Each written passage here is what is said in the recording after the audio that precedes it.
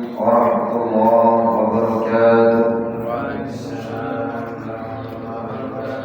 إن الحمد لله نحمده ونستعينه ونستغفره ونعوذ بالله من شرور أنفسنا ومن سيئات أعمالنا. من يهده الله فلا مضل له ومن يضلل فلا هادي له. أشهد أن لا إله إلا الله وأشهد أن محمدا عبده ورسوله لا نبي بعده. اللهم صل على محمد وعلى آل محمد كما صليت على إبراهيم وعلى آل إبراهيم في العالمين إنك حميد مجيد. الحمد لله ألف بيننا وألف بين قلوبنا فأصبحنا وأمسينا بنعمة الإيمان وبنعمة إخوانا. رب اشرح لي صدري ويسر لي أمري واحلل عقدة من لساني يفقهوا قولي. Alhamdulillah, bapak-bapak yang dirahmati Allah Subhanahu wa taala, jamaah salat maghrib dan isya, musalla al-jihad yang dirahmati Allah Subhanahu wa taala. Alhamdulillah, pada malam hari ini Allah kembali mempertemukan kita di dalam halaqah kajian di malam Ahad, dan semoga Allah Subhanahu wa taala memberikan keistiqomahan, memberi ketaatan kepada kita, keikhlasan, dijaga senantiasa daripada niatnya untuk bisa melaksanakan ibadah kepada Allah Subhanahu wa taala dengan maksimal, dan dengan niatan itu semoga Allah Subhanahu wa taala memberikan keringanan langkah kita menuju majelis Allah Subhanahu wa taala, majelis ilmu yang mana Allah Subhanahu wa taala dan Rasulnya sangat mencintai atau menyayangi orang-orang yang senantiasa dekat atau takarrub kepada Allah Subhanahu wa taala di dalam majlis yang di dalamnya dibacakan Al-Qur'an dan hadis Rasulullah sallallahu alaihi wasallam. Jemaah yang dirahmati Allah Subhanahu wa taala, dan tentunya dari setiap amalan yang kita lakukan dan apa usaha dari setiap muamalah kita, baik itu kembali lagi mengingatkan yang berhubungan dengan sesama makhluk Allah Subhanahu wa taala, dan begitu juga dengan berhubungan langsung ibadah kita kepada Allah Subhanahu wa taala, sesuai bagaimana yang kita jelaskan dan sudah kita kaji di dalam kajian setiap malam Ahad ini. Dan tentunya ini merupakan muamalah tata cara beribadah kepada Allah Subhanahu wa taala agar supaya benar dan bisa menjadi ibadah yang makbul, ibadah yang diterima oleh Allah Subhanahu wa taala, dan tentunya dampaknya itu nanti bagaimana di dalam kehidupan kita sehari-hari. Coba yang dirahmati Allah Subhanahu wa taala, ya, mari kita melanjutkan dari kajian kita ya, dari setelah Ramadan, 2 kali pertemuan sudah kita sampaikan daripada kajian ini, dan tentunya kembali kepada pembahasan kita tentang hal-hal yang boleh dilakukan dalam salat kita yang 5 waktu, baik itu salat yang berkaitan dengan yang fardu 5 waktu itu sendiri, begitu juga dengan salat yang disunnahkan atau salat rawatibnya, atau yang mengikuti daripada salat fardu tersebut. Apa saja hal-hal yang dibolehkan di dalam kita melaksanakan salat? Ini di dalam melaksanakan salat. Yang pertama, yakni boleh atau diperkenankan kita untuk menangis, mengeluh dan merintih. Menangis, mengeluh dan merintih saat kita melaksanakan salat. Maka di sini dibolehkan, baik karena rasa takut kepada Allah, nangisnya itu karena takut kepada Allah, bukan nangis ujuk-ujuk langsung ke mushola al-jihad yang takut sama istri, ya dimarahin sama istrinya di rumah, kabur ke mushola al-jihad, ya pas waktu sholat isya misalnya, terus nangis di sini. Itu bukan seperti itu yang dimaksud gitu ya. Tapi nangisnya di sini karena takut dan mengingat dosanya kepada Allah Subhanahu wa taala, atau dosa-dosa yang dia lakukan selama dia hidup atau dalam bermuamalah. Maka seperti mengeluh juga karena tertekan musibah, baik itu hutang, baik itu misalnya musibah yang sakit yang menahan, atau mungkin anak yang mungkin tidak kunjung sembuh dan seterusnya. Boleh kita mengeluh kepada Allah Subhanahu wa tatkala apa? Tatkala salat fardu boleh. Ya, bahkan itu dianjurkan untuk kita berdoa kepada Allah. Karena tatkala posisi hamba yang paling dekat dengan Rabb-nya, dengan Allah Subhanahu wa taala, ya tatkala kita sedang melaksanakan salat. Ya, maka di dalam keterangan hadis yang lain dikatakan di saat-saat kita sujud itu tempat kita apa? Meletakkan kepala yang dihormati atau kepala yang paling tinggi posisinya di antara anggota badan arkanul badaniyah ini di antara anggota badan kita, ketika sujud itu diletakkan di paling bawah atau sejajar dengan kaki. Maka tatkala kita sakit, tatkala kita diuji coba dengan sakit, baik itu sakit secara fisik ataupun secara mental dengan ujian yang mungkin secara ekonomi dan seterusnya bertubi-tubi, ya maka mengeluh itu kepada Allah Subhanahu wa taala. Baik itu tatkala salat atau selesai salat. Nah, ini yang dibolehkan. Maka di sini Allah Subhanahu wa taala berfirman, ya, yakni di dalam surah Maryam, Allah Subhanahu wa taala menyampaikan apabila dibacakan ayat Allah yang Maha Pemurah, yang Maha Rahman dan Rahim ini kepada mereka, siapa mereka? Itu orang beriman. Ya, apabila dibacakan ayat Al-Quran, maka zadatuhum imanuhum, maka mereka akan semakin bertambah imannya kepada Allah Subhanahu wa taala. Bukan orang yang tatkala dibacakan Quran tapi menjauh dari Allah. Tatkala dia dibacakan Quran tapi ternyata tidak melaksanakan apa ya diberitakan oleh Allah Subhanahu wa taala, justru masih senang dan doya melaksanakan kemaksiatan. Maka di ayat 58 di surah Maryam ini Allah Subhanahu wa taala mengingatkan kepada kita, yakni orang-orang yang dibacakan ayat Allah Subhanahu wa taala yang Maha Pemurah, Allah itu Maha Pemurah, yang kepada mereka maka mereka segera sujud dan menangis. Ini sebagai dalilnya boleh kita menangis tatkala dibacakan ayat Allah Subhanahu wa taala. Baik itu tatkala tidak melaksanakan salat atau mendengarkan atau tilawah Quran atau tatkala kita salat. Allah Subhanahu wa taala berfirman, ini surat As-Sajdah yang pernah kita bahas tentang di mana saja surat As-Sajdah ini, termasuk di dalam surah Maryam itu 58. A'udzubillahi minasyaitonir rajim. Bismillahirrahmanirrahim. Nah, bunyi ayatnya ya kalau dari awal ini ada 3 baris. Ulaikal ladzina an'ama Allahu 'alaihim minan nabiyyin min dzurriyyati Adam wa mimman hamalna ma'a Nuhin wa min dzurriyyati Ibrahim wa Israil wa mimman hadayna wajtabaina idza tutla 'alaihim ayatul rahmani qulu sujjadan wa bukiya.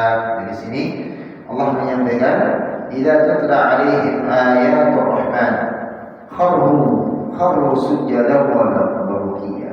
Maka orang-orang yang dibacakan oleh Allah Subhanahu wa taala itu kepada Allah Subhanahu wa taala yang Maha Pemurah, maka Allah Subhanahu wa taala ya mengetuk hati mereka, menggetarkan hati mereka, yang segera mereka sujud dan sambil menangis. Maka sujud ini maksudnya adalah bukan sujud ujung-ujung sujud, bukan, tapi sujudnya tatkala dia salat, ya. Maka salat sambil menangis karena mungkin ingat dengan dosa, mungkin ingat dengan kesalahan yang dia lakukan semasa belum hijrah, atau masih salatnya bolong-bolong, atau masih melakukan maksiat, atau dia menangis dengan kesalahan-kesalahan yang dia lakukan semasa menjadi kepala rumah tangga sebagai bapak, ya, sebagai suami, ya, sehingga dicoba oleh Allah Subhanahu wa taala dengan apa? Dengan kesulitan mungkin, ya, dengan sakit mungkin dan seterusnya. Karena sebagian besar kalau orang yang tidak sakit itu sebenarnya rugi. Ya, kalau dalam kehidupannya itu nggak pernah sakit berarti rugi. Karena salah satu manfaat sakit itu tatkala kita menerima dan kita sabar, maka Allah Subhanahu wa taala saat itu juga akan merontokkan daripada dosa-dosa yang kita lakukan selama kehidupan kita. Maka beberapa ulama memberikan penjelasan tentang hal ini. Orang yang sakit tatkala dia sabar dari sakitnya, lalu berdoa kepada Allah Subhanahu wa taala meminta kesembuhan dan berikhtiar untuk mencari kesembuhan itu sendiri. Lalu dia karena dikenal adalah seorang yang taat kepada Allah, lalu ada orang yang menyuruhnya dan mendoakannya, maka dia sabar, lalu dia mengambil kesempatan atau mengambil jalan yang syar'i untuk mendapatkan kesembuhannya, lalu dia berdoa kepada Allah Subhanahu wa taala. Maka itu diibaratkan seperti dosa yang sedang dirosokkan, seperti pohon yang sedang menggugurkan daunnya. Maka ini menjadi keuntungan bagi orang yang sakit. Tapi tatkala sebaliknya diberikan cobaan sakit, tapi dia mengeluh dengan sakitnya itu, cerewet, jadi pemarah, jadi emosional, dikit-dikit misalnya minta air kepada istrinya, kelihatan sedikit marah lempar sana. Terus dia mengatakan, kenapa saya saja yang sakit? Kenapa ke orang lain? Saya rajin sholat, kalau sakit ini dan segala macam. Mengeluh yang enggak sampai mencaci atau menyalahkan Allah Subhanahu wa taala. Wa na'udzubillah. Maka sakit ini bukan menjadi asbab untuk merontokkan segala kesalahan dan dosa. Justru na'udzubillah bisa menjadi sebaliknya, akan menambah daripada penderitaan dan yang diberikan oleh Allah Subhanahu wa taala kepada dirinya. Maka Ali radhiyallahu anhu menceritakan pada waktu perang Badar, tak seorang pun di perang Badar itu yang mengendarai kuda selain Miqdad bin Aswad. Jadi satu pun orang sahabat Rasulullah SAW itu tidak ada yang mengendarai kuda kecuali seorang sahabat yang namanya Miqdad bin Aswad. Pada malam harinya tak seorang pun yang bangun untuk mengerjakan salat selain Rasulullah SAW di perang Badar. Jadi tatkala perang Badar itu, kata Ali radhiyallahu anhu, tidak ada satu pun sahabat yang mempunyai kuda selain seorang sahabat yang namanya Miqdad bin Aswad. Dan tidak ada satu pun orang yang bangun di malam akan terjadi perang Badar itu untuk mengerjakan salat selain baginda Rasulullah SAW. Beliau berada di bawah sebatang pohon dan mengerjakan salat sambil menangis hingga pagi hari. Itu Rasul. Nah, lalu pertanyaan kita sekarang, baru dikasih cobaan sedikit saja, paling banter kita sholat tahajud 11 rakaat, 10 rakaat sudah lelah, bacanya rikul dulu. Wallahu a'lam, Allahu binnas, wallahu a'lam, dan seterusnya. Ini Rasulullah. Tatkala beliau bangun sendirian, tatkala akan terjadi perang Badar esoknya, beliau salat malam, dari malam hari sendirian bangun di antara sahabat yang lain, lalu berada di bawah sebatang pohon dan berdoa kepada Allah Subhanahu wa taala sambil menangis. Dan lalu kita kalau diberikan ujian begitu saja, justru walhamdulillah salat dia di bawah waktu tatkala itu saja, tapi tatkala menangis setelah ujiannya mungkin diberikan oleh Subhanahu wa taala, sakit, ujian ekonomi dan yang lain, udah hilang dari musola, nggak pernah lagi muncul, kambuh lagi dan seterusnya. Maka nanti mudah-mudahan akan diberikan cobaan mungkin yang lebih besar lagi, Allah Subhanahu wa taala. Maka ini jemaah dari Subhanahu wa taala. Lalu dalam sebuah kisah yang disampaikan oleh Ibnu Aisyah radhiyallahu anha menceritakan bahwa sewaktu Rasulullah sallallahu alaihi wasallam ketika beliau sakit menjelang wafatnya, ketika Rasulullah SAW menjelang wafat itu sakitnya keras sampai dalam sebuah riwayat yang panjang Rasulullah SAW tidak sempat mengimami beberapa salat, sehingga diberikan Abu Bakar Siddiq menjadi imam. Abu Bakar tidak mau, karena yakin Rasulullah SAW akan datang sampai selesai. Pernah kita membahas juga tentang hadis yang di bab yang lain yang sebelumnya, mungkin bapak-bapak masih ingat ketika Abu Bakar itu menjadi imam, lalu Rasulullah SAW itu terlambat datang, langsung disuruh tatkala dia mundur langsung ditahan sama Rasulullah SAW. Ini ada pasanya nanti, boleh nggak bergerak dan seterusnya. Ini hal-hal yang dibolehkan. Tadi menangis boleh, mengeluh kepada Allah, merintih, meminta ampun kepada Allah SWT, salat masuk di sini. Jadi tatkala itu Rasulullah SAW menjelang wafat beliau sakit. Beliau bersabda, suruhlah Abu Bakar, nah ini ya, untuk menjadi imam salat bagi kaum muslimin. Aku berkata, kata Rasulullah SAW, ya Rasulullah, Abu Bakar adalah seorang yang lembut hatinya. Kenapa Rasul menyuruh Aisyah radhiyallahu anha, ya, tatkala beliau sakit menjelang wafatnya untuk menggantikan Rasulullah SAW, ya, tapi jadi imam itu Abu Bakar. Alasannya adalah Abu Bakar orang yang paling lembut hatinya di antara sahabat. Ketika membaca Al-Quran dia sering menangis. Abu Bakar ketika membaca Al-Quran itu sering nangis. Nangisnya itu bukan karena yang enggak. Nangisnya bukan karena ingat istri atau mau dicerai sama istri atau mungkin ingat utang dan segala macam, tidak. Tadabbur kepada ayat itu sendiri, ya. Tadabbur mengingat daripada kesalahannya di masa jahiliyah ketika masih belum hijrah, ya. Maka saya sering menyampaikan kepada bapak-bapak, kita umur sekarang kan rata-rata sudah kepala 50. Kepala berapa Pak? Ada 50 kan? Kepala 5 rata-rata. Udah mau ngapain lagi? Gitu ya. Pertanyaan gitu. Kalau sudah kita kepala 50 atau 45,5 ke 50, itu udah mau ngapain lagi? Sudah akan kembali sakit, sudah mulai akan sering. Badan yang tadinya kuat menjadi mulai lemah. Yang tadinya makanan bisa makan semua bisa dimakan, sudah mulai dipilih-pilih. Ya, yang tadinya masih bisa kuat kerja dan seterusnya segala macam sudah mulai diperlihatkan. Maka setiap apa yang diperlihatkan Allah Subhanahu wa taala sebagai tanda kita ini semakin menua, salah satunya adalah gigi satu persatu sudah mulai tambah. Rambut yang tadinya bagus berkilat hitam sudah satu-satu menjadi ubah merah, lama-lama menjadi ubah.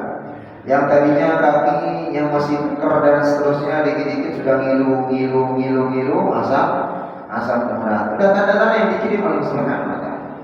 Yang tadinya kuat mengangkat beban beras 50 kilo, ya, kiri kanan bisa jadi 100 gitu ya. Ini 20 kilo aja, 10 kilo aja udah ngos-ngosan.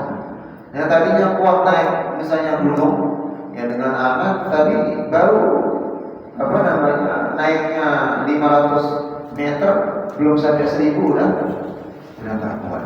Maka ini tanda-tanda yang dikirim oleh Subhanahu wa taala bahwa kita ini ada masanya. Maka Rasulullah SAW menyampaikan dalam sebuah hadis, "Iqtadin khamsan qabla khamsin." Maka perhatikan 5 perkara sebelum datangnya 5 perkara itu. Ya, di antaranya adalah sehat tetap. Sehatnya kita sebelum mari.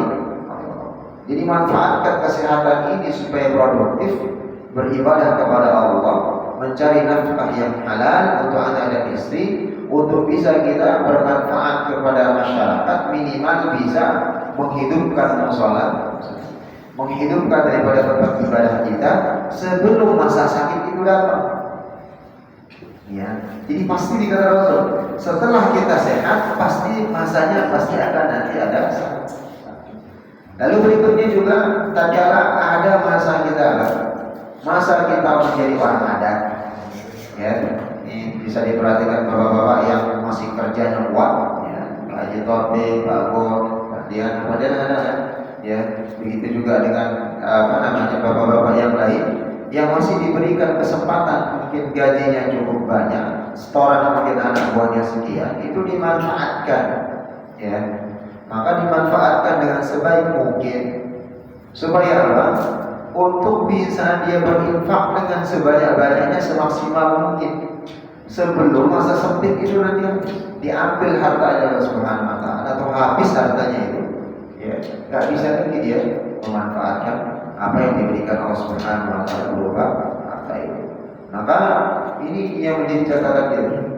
Ya, tatkala mumpung masih ukurannya misalnya kita mampu untuk berkurban.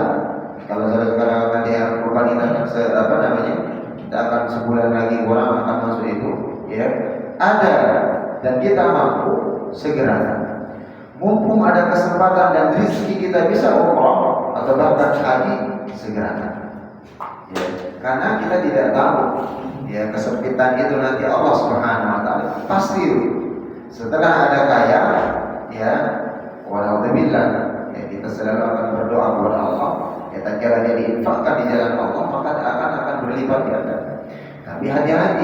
tatkala kita pelit, medit dan tidak mau berbagi dan tidak menyadari bahwa harta itu milik Allah, sebagian di sana haknya janda, orang miskin, anak yatim dan seterusnya tetangga, maka siap-siap kita tatkala itu akan diambil oleh Allah Subhanahu wa taala.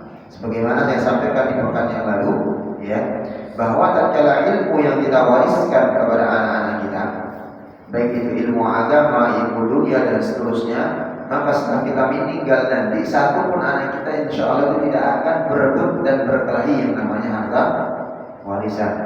Nah, apalagi yang punya istri lebih dari satu. Kalau istrinya solehah semua, empat-empatnya bisa punya istri, aja itu nggak bakalan ada yang untuk yang namanya harta walau gini, ya, semua akan bisa difahamkan. Ya, ini kalau ukurannya seperti itu. Nah, sehingga apa yang bisa kita lakukan ini bisa bermanfaat dan bisa mengkondisikan diri kita menjadi orang yang bisa tetap berjalan apa yang diridai Allah Subhanahu wa taala. Lalu berikutnya jamaah dari Allah Subhanahu wa taala. Apa yang dibolehkan tatkala kita melaksanakan salat? Yang kedua adalah menoleh saat ada keperluan mendesak. Noleh. Berarti yang noleh ini apa? Apa? Yang noleh mana? Bagian yang noleh boleh noleh. Bagian kepala leher. Nah, ke kiri dan ke kanan. Itu artinya noleh. Tapi kalau sudah badannya begini, itu bukan noleh. Itu sudah membatalkan salat jumhur ulama, terutama mayoritas ulama Syafi'iyah. Ya. Maka di sini sebagaimana hadis dari Ibnu Abbas radhiyallahu anhu menceritakan bahwa baginda Rasulullah sallallahu alaihi wasallam, ya, itu pernah salat dan beliau menoleh ke kanan dan ke kiri. Jadi ke kanan dan ke kiri, ya, tetapi tidak sampai memutar lehernya ke belakang. Nah, kalau mutar begini berarti itu membatalkan sholat. Yang diterangkan dalam hadis ini ke kanan dan ke kiri saja, tapi dengan dalil rukhsah, keperluan secara syar'i, bukan sengaja, gitu ya. Bukan misalnya nanti ada anak kecil, ya, sedang kita sholat dengan anak kecil, langsung dia misalnya main, ya, lalu kita noleh, ngomong langsung, nah itu batal sholat. Berbeda cara menegur anak kecil bagaimana? Nah, sini mas, harus dipraktekkan ini. Misalnya mas ini anak kecil nih, kalau sudah balik belum mas? Udah ya? Nah, dari sana aja. Ya. Jadi kita berjamaah pasti sini. Nah, ternyata dia main makanya ada sana ada bapak-bapak. Oh, ganteng kok. Nah, jadi bisa dia bercanda nih, bercanda, maaf. Kita jadikan satu dengan apa satu gerakan. Nah, kepalanya digeser sedikit. Lalu kita lepas. Nah, nanti dia noleh anak kecil. Supaya kita juga khusyuk dan jamaah yang lain tidak terganggu. Hanya diginikan saja. Nah, ini kita saat belakang, dia di depan misalnya. Jadi jangan ditarik. Lalu kita membatalkan sholat sampai marah-marah. Enggak seperti itu.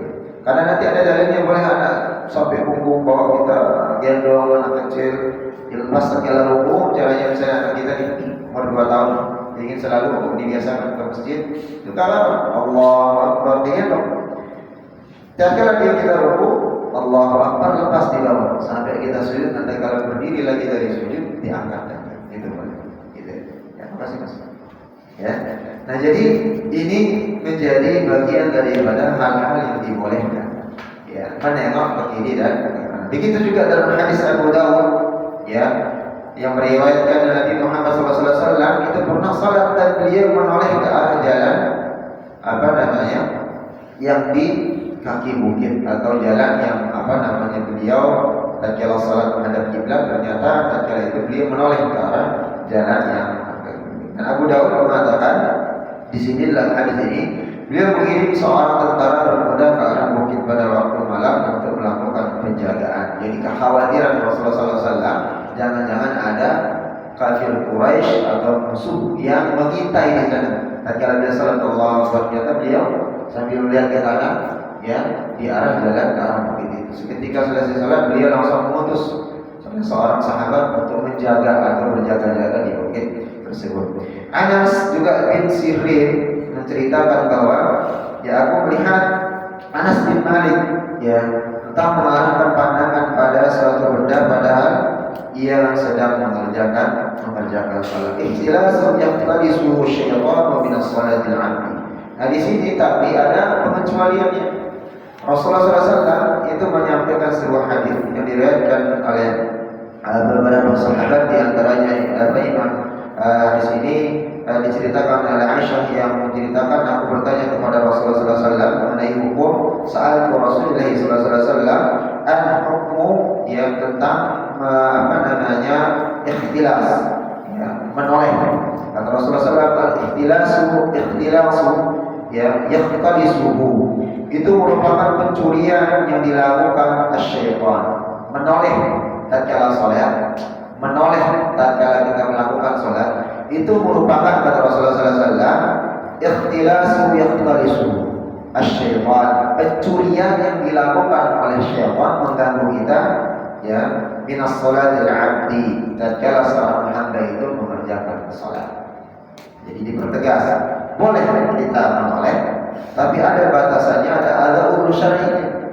Tapi tatkala kita tidak ada udzur syar'inya, maka itu menjadi pekerjaan syaitan, yang mana itu merupakan pencurian daripada kekhusyuan seorang hamba tatkala dia salat. Abu Darda radhiyallahu anhu, ya ayyuhan nasu iyyakum wal ikhtifal fa innahu la salata lil multafid. Nah, maka beliau mengatakan, wahai kaum muslimin, kata Rasulullah SAW, ini riwayat Abu Darda, ya janganlah sekali-kali kalian wa iyyakum, kalimat iyyakum wal iltifat, menoleh, ya, fa innahu la salata lil multafid. Tatkala kalian mengerjakan salat, karena tidak sempurna salat seseorang tatkala dia menoleh baik ke kiri dan ke kanan, ya.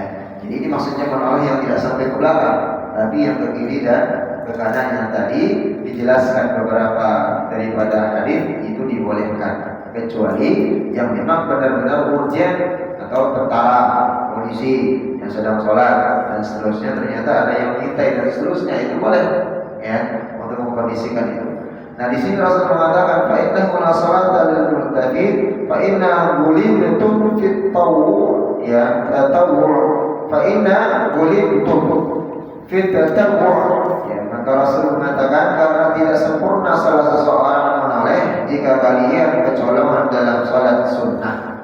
Nah di sini dikatakan kita tawwu itu salat sunnah, wala taquluna fil fardhiyah. Apabila, kata Rasulullah SAW, jika kalian atau kalian kecolongan dalam salat sunnah, itu menoleh. Dan kalau kita salat sunnah menoleh, ternyata kecolongan oleh syaitan, maka jangan sampai kecolongan tatkala mengerjakan salat fardu, atau menoleh tatkala mengerjakan salat fardu. Ini sejalan juga yang disampaikan oleh Anas, ya, berdasarkan hadis Rasulullah SAW. Rasulullah SAW bersabda, iyyakum wal iltifat, ya, janganlah sekali-kali kalian menoleh di salat tatkala mengerjakan salat. Fa inna al-iltifatu fi sholati halafatun, karena sesungguhnya menoleh tatkala kita mengerjakan salat itu merupakan kerusakan. Apa yang dirusak? Ya, fa in kana la mudafa fi at-tatawwu' la bil fardhah. Nah ini senada dengan hadis yang di atas, ya. Apabila, ya, kerusakan itu seandainya tidak maka lakukan dalam salat sunnah, oleh itu boleh, ya, kalau nggak bisa dihindari, ya, masalah sebabnya. Tapi jangan sekali-kali mengerjakannya tatkala atau menoleh tatkala mengerjakan salat fardu. Nah ini bagian daripada hal-hal yang boleh dilakukan, tapi ada syaratnya. Lalu berikutnya adalah membunuh, ya, binatang-binatang yang membahayakan. Tatkala kita sholat nih, ternyata ada kalajengking, ternyata ada ular, ternyata ada kumbang, ternyata ada binatang-binatang sejenisnya bisa membahayakan diri kita tatkala kita mengerjakan sholat. Kalau Rasulullah SAW, uqtulul aswadaini, bunuhlah dua binatang yang berwarna hitam, ya. Maka apa? Fi sholat, tatkala kalian mengerjakan sholat, kita sholat ternyata ada binatang, ya, yang mana kata Rasulullah SAW, aswadaini fi sholat, yang warnanya warna hitam dua binatang yang berbeda. Apa itu? Al-hayat wal 'aqab. Maka yaitu ular dan kalajengking. Nah, kalau umumnya ular yang hitam legam berminyak itu berbisa. Ya, begitu juga dengan kalajengking. Disebutkan di sini binatang yang ular dan kalajengking. Yang seandainya kita akan sholat itu boleh dengan gerakan membunuh. Ya, maka begitu juga tatkala kita akan sholat, tapi ya menemukan binatang yang kita pahami itu akan membahayakan baik diri kita ataupun anggota atau makmum atau teman sholat yang membersamai kita. Lalu berikutnya yang dibolehkan juga tatkala kita mengerjakan sholat, berjalan sedikit karena ada keperluan. Berjalan bahasanya sedikit, tapi tidak berjalan banyak atau berkali-kali. Nah, ini pernah dilakukan oleh Rasulullah SAW. Sebagaimana disampaikan oleh Aisyah menceritakan bahwa Rasulullah SAW itu sedang sholat di rumah. Ya, tapi ada syaratnya sini. Ya, sedang sholat di rumah dan pintu dalam keadaan terkunci. Jadi pintu rumah beliau Rasulullah SAW itu sholat, ya, pintunya dalam keadaan terkunci. Tapi karena kebetulan ya, pintu beliau ini menghadap kiblat langsung, lurus menghadap kiblat. Ini syaratnya. Lalu tatkala itu aku datang kata Aisyah. Ya, Aisyah datang dan meminta supaya pintu dibukakan, sedangkan Rasul sedang sholat. Pintu dalam kondisi terkunci dan ya, katanya kita kiblatnya ke sini. Rasulullah SAW sholat di sini dan pintunya di sini. Ya, Aisyah minta dibukakan pintu dari luar.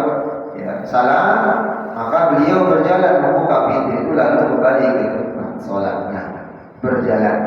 Nah, berjalan maksudnya di sini dengan konsep bukan berjalan banyak begini. Ya, jadi kalau kita misalnya sholat pintunya nih ukurannya segini, ya berjalannya segini, buka dengan seperlunya, baru kita buka kembali. Tapi jangan berjalan. Nah, kalau di mazhab Syafi'i 3 kali langkah berturut-turut itu bisa membatalkan sholat. Nah, caranya kalau misalnya akan mendapatkan 3-4 langkah, maka caranya bagaimana? Sama tatkala kita akan maju melengkapkan daripada saf. Satu, berhenti dulu. Ini satu langkah. Satu lagi, berhenti. Jangan berkali-kali, jangan seperti ini. 1, 2, 3, 4, seterusnya. Jadi itu bisa membatalkan sholat atau kehati-hatian di dalam kita melaksanakan sholat. Maka di sini nanti ada penjelasan daripada mazhab Syafi'iyah, dengan begitu juga dengan mazhab Imam Malik ya tentang perkara ini. Ya, maka di sini juga dijelaskan bahwa tatkala Rasulullah SAW mengambil langkah ke tempat membukakan pintu Aisyah radhiyallahu anha, lalu beliau kembali ke tempat salat beliau. Selanjutnya Aisyah menceritakan bahwa pintu itu berada di sebelah arah kiblat. Dan diperjelas pintu itu berada di arah sebelah kiblat. Bagaimana kalau pintu kita membelakangi kiblat? Jadi kita sholat sini, ternyata pintunya di sini. Istri kita datang.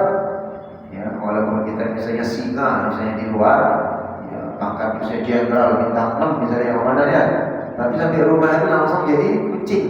Bisa lebih rendah dari kucing, bisa jadi kelinci gitu ya. Kita siap dipotong dan jadi sate gitu ya. Udah budak belakang, ya ngapain lama-lama gitu. Ternyata kiblatnya di sana, pintunya di sini.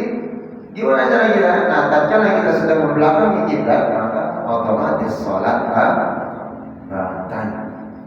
Gitu ya, tidak bisa. Karena di sini hadis mengatakan bahwa Aisyah menceritakan pintu itu tepat ya posisinya berada di arah kiblat. Maka di sini ya diperjelas bahwa maksudnya pintu berada di arah kiblat itu ialah ketika baginda Rasulullah SAW pergi ke pintu itu pada saat kembali ke tempat semula, beliau tidak sampai berpaling dari kiblat.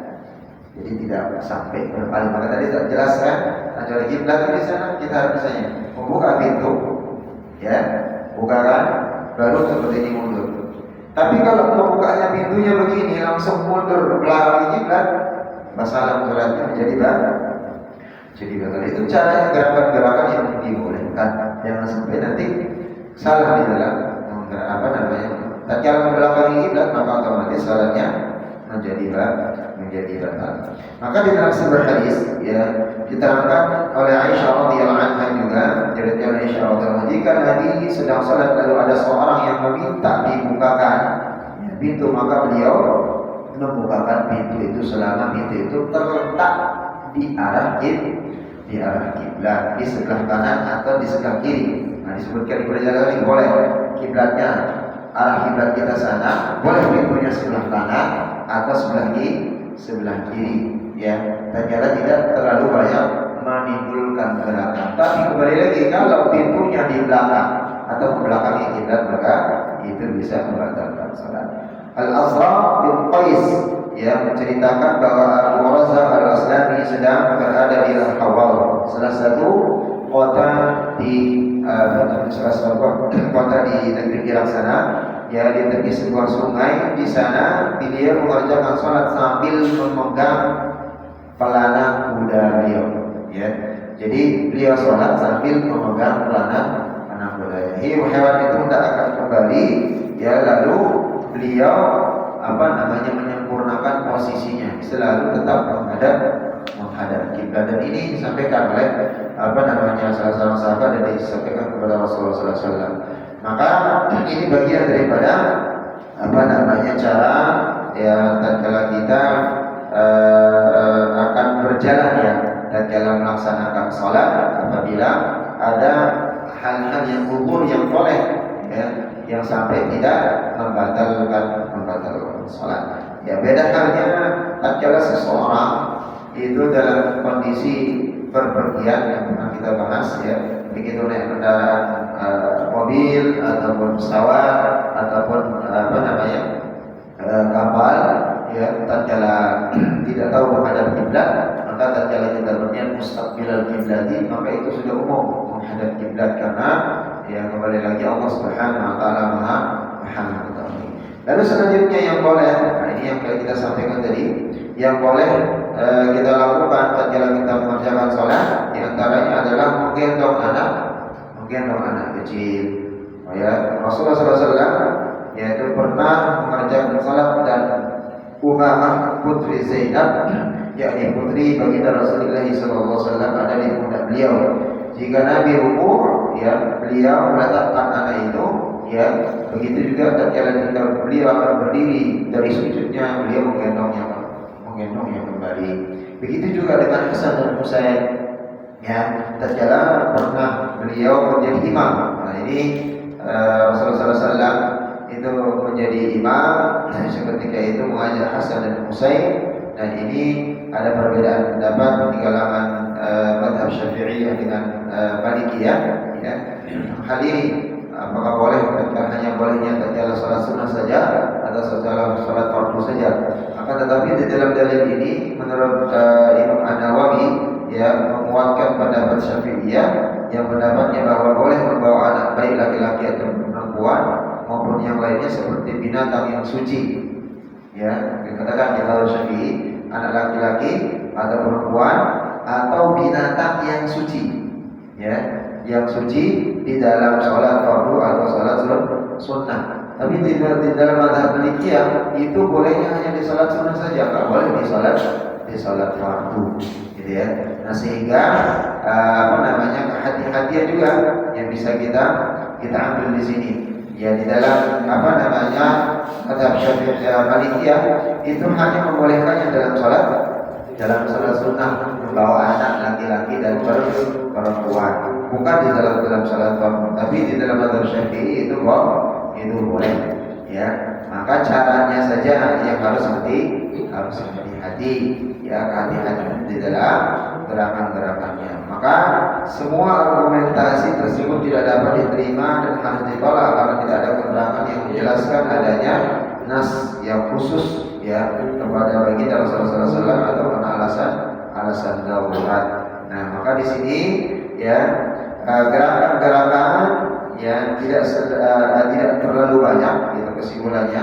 Baik kita tatkala menggendong anak, melepaskan anak dan seterusnya, atau terus menerus, ya, yang juga tidak membatalkan sholatnya. Maka Maka ini catatannya. Jadi kalau ada gerakan-gerakan ya yang sifatnya tidak terus-menerus, tidak terlalu banyak, maka itu tidak membatalkan salat. Tapi kalau sudah terlalu banyak gerakan-gerakan yang tidak secara uhur atau secara syar'i, maka itu bisa membatalkan salat. Lalu berikutnya jemaah Allah Subhanahu wa taala ya di antara yang boleh dikerjakan atau tatkala kita mengerjakan salat ya mengucapkan salam atau mengajak berbicara orang yang sedang salat. Orang salat diajak bicara. Boleh enggak kira-kira? Hah? Enggak boleh. Lagi salat nih, diajak bicara. Bro, gimana kita pergi nanti? Misalnya kita bro, atau saya saudara boleh enggak? Ya, orang yang salat diajak bicara atau orang yang sedang salat tersebut boleh menjawab dengan isyarat. Nah ternyata tatkala kita mengajak orang yang salat itu berbicara, itu ada bolehnya. Ya. Dan yang sedang salat itu menjawab juga boleh. Tapi cara menjawabnya bagaimana? Ada caranya. Itu dengan pertama dengan isyarat jari, sebagaimana Rasulullah SAW mencontohkan, dan begitu juga mengaku menggerakkan kepala seperlunya. Ya, maka ini ada dalil dari Jabir bin Abdullah. Ya, beliau pernah menceritakan bahwa Rasulullah SAW mengutus ya untukku ya sesuatu tugas. Jadi sahabat Jabir bin Abdullah itu diutus oleh Rasulullah SAW untuk mengerjakan suatu perkara tugas. Maka saat itu beliau dalam perjalanan ke Bani Mut'lim. Saat aku menghadap beliau, sedangkan ini Jabir menghadap Rasulullah SAW, ternyata Rasulullah sedang sholat. Maka beliau, apa kata Rasulullah? Aku berbicara kepada Rasul. Ya, Jabir berbicara kepada Rasul, melaporkan tugas yang sudah diperintahkan atau dikasih oleh Rasulullah SAW. Maka beliau memberikan isyarat Rasul. Ini Rasul sedang sholat. Jabir langsung melapor kepada Rasul, mengajak bicara, ya Rasul, aku sudah tuntas melaksanakan apa yang engkau perintahkan. Maka Rasulullah SAW menjawab, ya, sedangkan Rasul sedang sholat. Tapi dengan apa? Dengan isyarat tangan. Ya, dengan isyarat. Nah, dan ini juga berlaku tatkala ada orang yang salah. Tatkala kita salat, Assalamualaikum warahmatullahi wabarakatuh. Gimana cara jawabnya?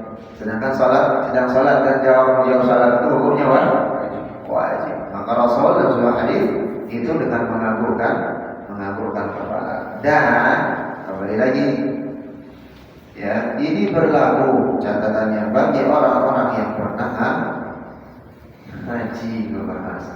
Nah kalau di tengah-tengah masyarakat yang nggak tahu, jangankan seperti ini, kita membredel orang yang sedang sholat atau orang yang melewat saja di depan kita saja begini, ya. Ya dalam sholat kita langsung halangi begini, nggak boleh lewat gitu kan, supaya ini ada tuntunannya. Ternyata apa? Bukan mereka malah berhenti diajak salaman kan? Pas begitu, nah lagi sholat, Allahu Akbar. Nyata yang lewat langsung kita begini. Nah orang yang nggak paham kira ngajakin salam lah. Ya diajakin salam, ya langsung nggak jadi sholat, bisa ketawa-ketawa. Ya atau dengan isyarat seperti itu, salam mau nanti diomong ini apa? Menjawab salam, mau nggak ada jawab salamnya gitu. Padahal dia nggak tahu orang yang sedang sholat. Ya. Nah, jadi ini jamaah yang Subhanahu wa taala. Lalu tatkala itu Jabir bin Abdullah yang berbicara kepada Rasul, dia memberikan isyarat dengan tangannya seperti ini. Gimana seperti ini? Nah ini di dalam penjelasan hadis yang lain, ya Jabir bin Abdullah berbicara lagi kepada Rasul, ya. Maka Rasulullah SAW menganggurkan kepalanya. Ya, selesai salat ditanya, wahai Jabir, ya sesungguhnya tadi aku sedang salat tatkala kamu berbicara denganku. Apakah kamu sudah selesai menunaikan tugasmu? Jabir mengatakan, ya Rasulullah, aku sudah menyelesaikan apa yang kau perintahkan. Maka ini sebagai dalil bahwa tatkala salat bisa kita menjawab dengan isyarat atau angkuhan kepala. Begitu juga dengan dalil yang senada dari Abdullah bin Umar meriwayatkan dari Suhaib. Aku berjalan kata Umar, ya Abdullah bin Umar, ya melewati Rasulullah SAW. Tatkala itu beliau sedang salat. Jadi Abdullah bin Umar ini Abdullah, yakni anaknya Umar bin Khattab. Ya, tatkala beliau sedang salat, aku memberi salam kepada Rasulullah. Assalamualaikum ya Rasulullah. Lalu beliau menjawab dengan isyarat. Ia tidak mengerti selain isyarat beliau dengan jari. Jadi beliau memberikan isyarat dengan jari jemari, itu juga dengan buah. Maka bagian daripada ini ada dalil-dalil yang memang kembali lagi juga disampaikan oleh Bunda Aisyah radhiyallahu anha, Rasulullah SAW memberikan isyarat sewaktu sedang salat dengan salat fardu, salat fardu ataupun salat sunnahnya. Maka ada cara kita juga menegur, ya. Mungkin pernah dibahas ya di dalam majelis ini. Tatkala kita sedang salat sunnah, salat sunnah ini ba'da isya, Allahu Akbar, ya, 2 rakaat ba'da isya. Lalu ada orang yang menekuk pundak kita, ya. Berarti isyaratnya apa? Ingin berjamaah. Cara kita bagaimana isyarat? Beginikan isyaratnya. Orang di belakang beginikan. Nah, kalau dia paham orang ini, dia akan langsung ambil ke kanan, munfarid, salat sendiri. Tapi kalau dia kekeh tetap, jangan apa? Tepuk lagi sampai 5 kali, tepuk lagi begini. Apa sih lu mau ngapain gitu? Ya bukan. Kalau dia kita sekali begini, dia tepuk lagi tetap, udah lanjutkan. Bagaimana adab kita? Bapak jangan sir kalau ada isya. Jangan diam melakukan saja. Al-Fatihah yang kecil suara. Kalau di kampung dia bisa saja berperang gitu. Ya apa?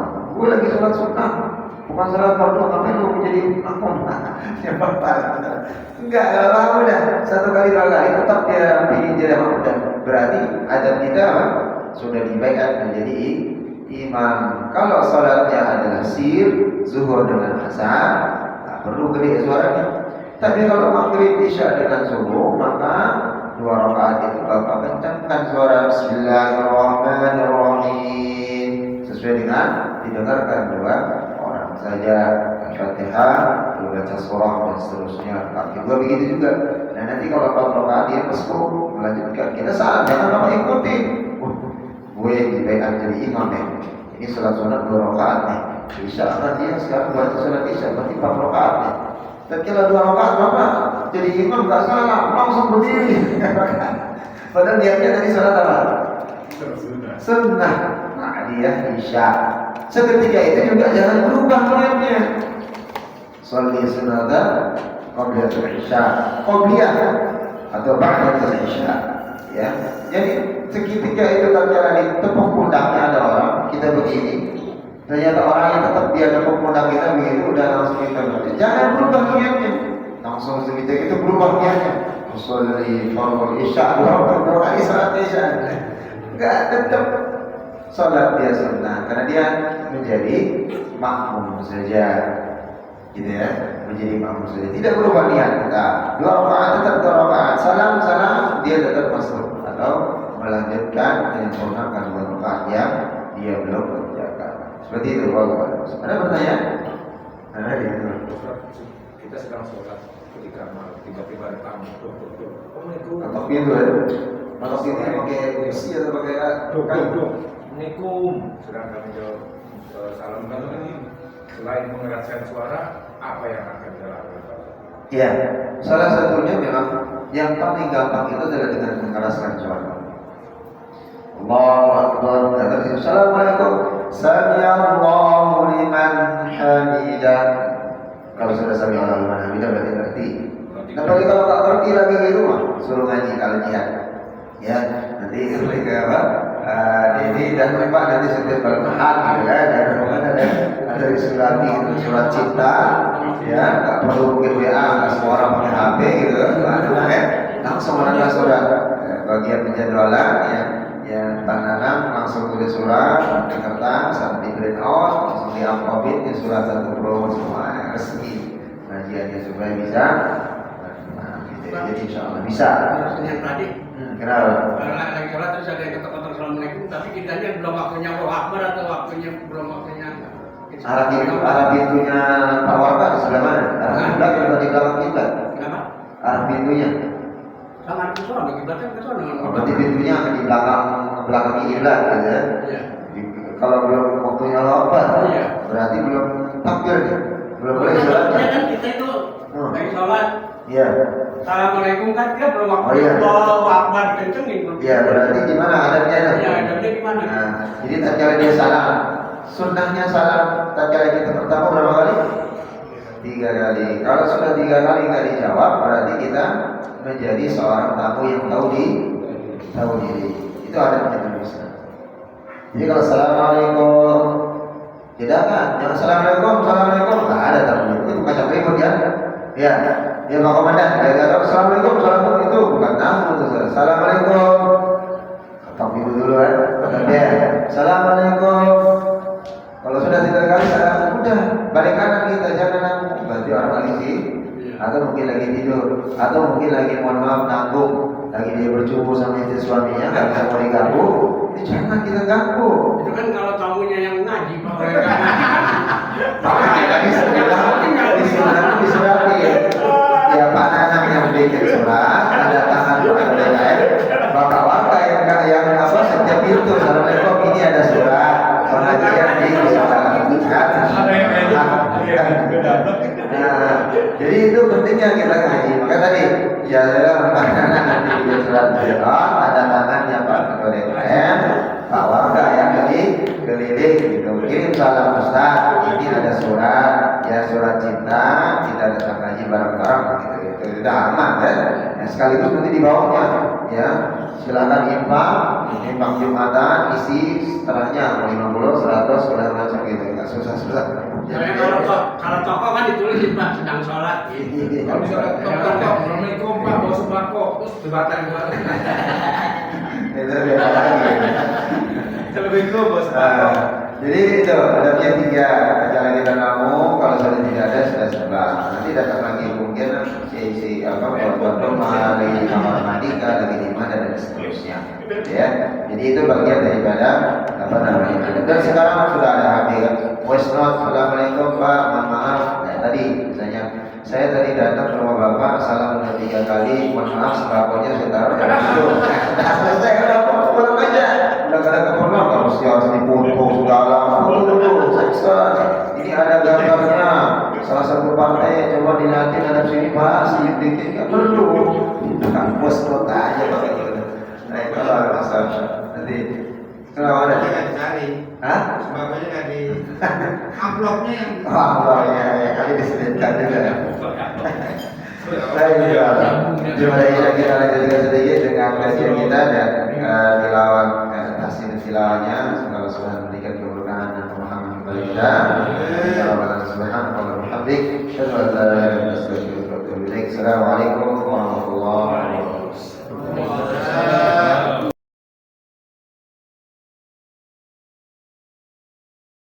Waalaikumsalam warahmatullahi wabarakatuh. Alhamdulillah nahmaduhu wa nasta'inuhu wa nastaghfiruhu amma ba'd. Kita melanjutkan sedikit kajian kita. Semoga diberikan keberkahan Allah Subhanahu wa taala dan sama-sama kita berharap ya Allah Subhanahu wa taala berikan kemudahan kepada kita semua insyaallah. Baik, para hadirin Allah Subhanahu wa taala, mengenai tadi dari apa namanya perbincangan kita dan penjelasan daripada setiap apa yang dibolehkan di salat sedang mengerjakan salat, ya baik itu dari gerakan yang tidak terlalu banyak menoleh daripada ke kiri dan ke kanan, begitu juga dengan apa namanya orang-orang yang mengucapkan salam boleh tidak dengan dijawabnya dengan isyarat atau langsung berhadapan. Dan apa namanya bolehnya membunuh binatang-binatang yang bisa membahayakan. Lalu bagaimana cara daripada kita memberikan teguran? Nah, ini yang mungkin sudah umum ya. Tatkala seorang imam itu salah di dalam apa namanya bacaan atau penrokaan ya di dalam salatnya, atau lupa dalam tasyahud awal, atau dalam hal-hal yang termasuk dalam rukun salat. Maka bagi laki-laki itu bertasbih ya, cara menegurnya dengan mengucapkan subhanallah. Lalu tatkala jamaah perempuan itu dengan cara gimana?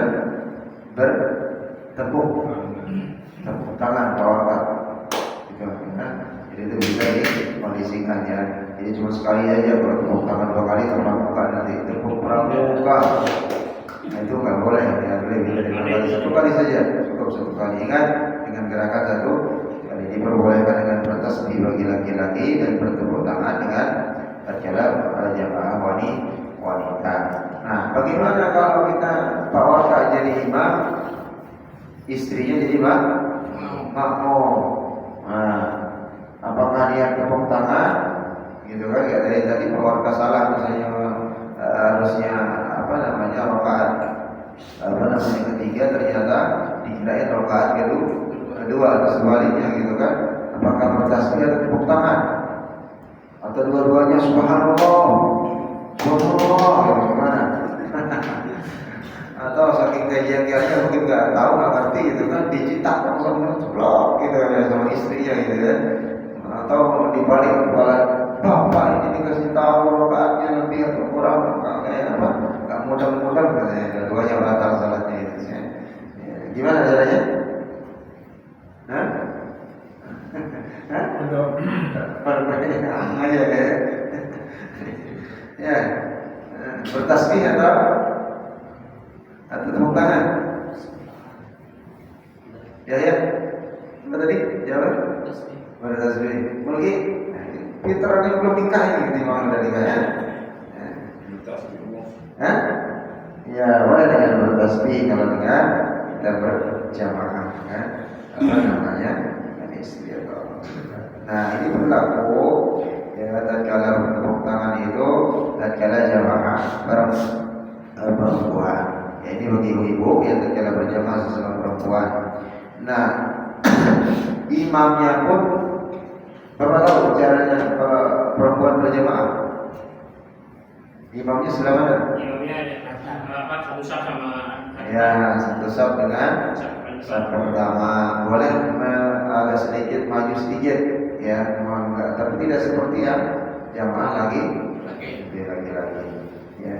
Jadi di sini ada Rasulullah SAW dari Sa'ad bin Sa'ad As-Sa'idi yang meriwayatkan bahwa Nabi Muhammad SAW itu ya pernah bersabda, "Man naluhu syai'un bi salatihi falyaqul subhanallah." Barang siapa yang terganggu oleh sesuatu dalam salatnya, maksudnya dalam rakaat mungkin imamnya lupa dan seterusnya, hendaklah dia mengucapkan subhanallah bertasbih. Innamat tasbihu lin-nisa'i. Ya, ada pun bertepuk tangan. Ya, innamat tasbih safaha yasfahu, itu bertepuk tangan lin-nisa'i bagi perempuan atau kaum wanita. Wa tasbihu lirrijal, sedangkan bertasbih itu untuk kaum laki-laki. Ya, itu jadi cara yang dicontohkan oleh baginda Rasulullah SAW. Lalu mengingatkan bacaan imam. Ya, tatkala imam itu lupa dalam membaca ayatnya, baik itu terloncat ya atau terlupa dalam barisnya, adalah makmum mengingatkan imam itu tatkala dia terlupa. Ini yang sudah kita bahas. Lalu mengucapkan hamdalah saat bersin atau datangnya suatu nikmat tatkala sholat masih gitu mengucapkan alhamdulillah, boleh nggak? Nah, kita bilang tidak boleh. Kita baca dulu dalilnya dari Rifa'ah bin Rafi'. Beliau meriwayatkan hadis Rasulullah SAW cukup panjang. Shallaitu khalfa Rasulillah sallallahu alaihi wasallam. Aku mengerjakan salat di samping atau di belakang khalfa? Di belakang Rasulullah SAW. Dan itu jadi makmum nih, Rasulullah jadi imam. Ya. Fa'aqastu faqultu alhamdulillah. Ya, tatkala aku salat di belakang Rasulullah, ya aku bersin dan aku mengucapkan alhamdulillah, ya. Hamdan katsiran, segala puji milik Allah Subhanahu wa taala dengan kesyukuran yang banyak. hamdan katsiran thayyiban mubarakan fih. Nah, lengkap nih. Beliau mengatakan alhamdulillah hamdan katsiran thayyiban mubarakan fih mubarakan alaihi kama yuhibbu rabbuna wa yarda. Falamma shalla Rasulullah sallallahu alaihi wasallam insarafa faqala manil mutakallimu fi salati falam yatakallam ahadun thumma qala thaniyatan manil mutakallimu fi salati falam yatakallam ahadun. Ya, kata Rasulullah SAW tatkala ini apa namanya Rafi'ah bin Rafi' yang berkata sebuah hadis ya, dia mengatakan aku salat di belakang Rasulullah SAW sedangkan Rasulullah SAW jadi imam. Tatkala aku bersin ya di belakang Rasul, aku mengatakan alhamdulillah hamdan katsiran thayyiban mubarakan fih yang mubarakan alaihi kama yuhibbu rabbuna wa yarda. Ini doa mengucapkan tatkala bersin. Falamma shalla Rasulullah sallallahu alaihi wasallam, maka tatkala apa namanya Rasulullah sallallahu alaihi wasallam itu selesai mengerjakan salat ya. Selesai mengerjakan salat. Apa kata Rasulullah sallallahu alaihi wasallam?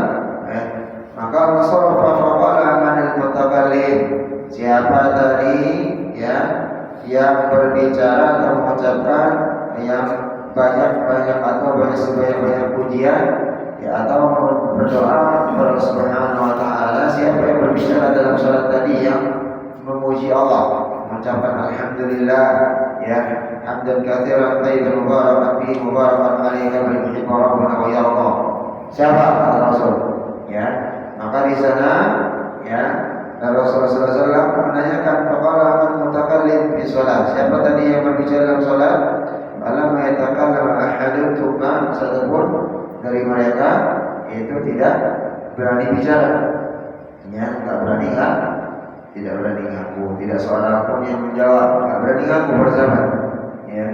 Waqala man mutakallam fi sholati falam yatakallam ahadun thumma qala thaniyah. Lalu Rasul bertanya kedua kali, siapa tadi yang bicara yang mengucapkan alhamdulillah hamdan katsiran thayyiban mubarakan fi mubarakan alaihi kama yuhibbu rabbuna ya yarda.